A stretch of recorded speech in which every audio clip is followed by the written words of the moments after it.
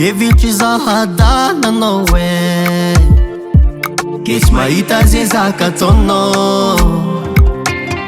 Anao na mitaka nandiniky fanavoa nefa tsy navoaza.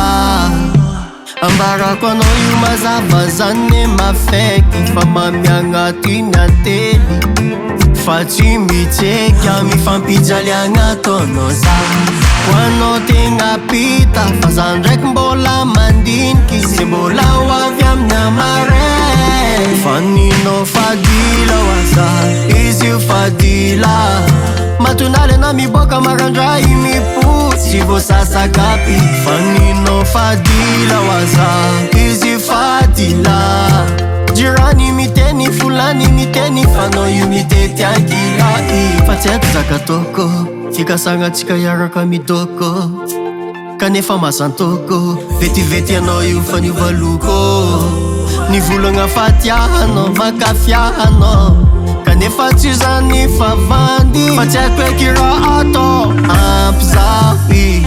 Tsy haiko na za tsy serigna tsy saina fa fitiavagna tonga zanadray zaka jiaby namesika anao jiabijiaby izy re donc anao fanahy natao kontokontoka anao inikaiky amboa tsy haiko raha polanko tsy mambaza mandray fa maso voatsaka izy impey. Faninao fadila oaza izy io fadila matonale na miboaka marandray mipotsy vo sasakapy. Faninao fadila oaza izy fadila jirani miteny fulani miteny fanao io mitety ankilaila.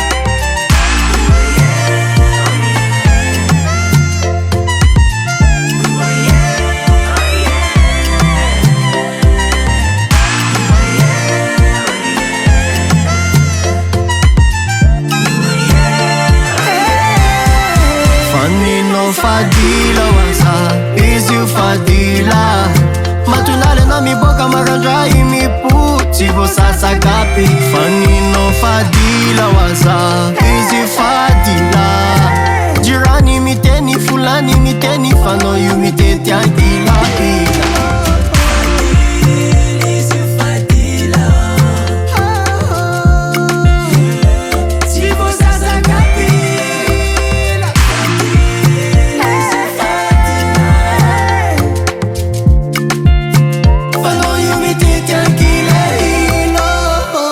Recording by Stephangelo.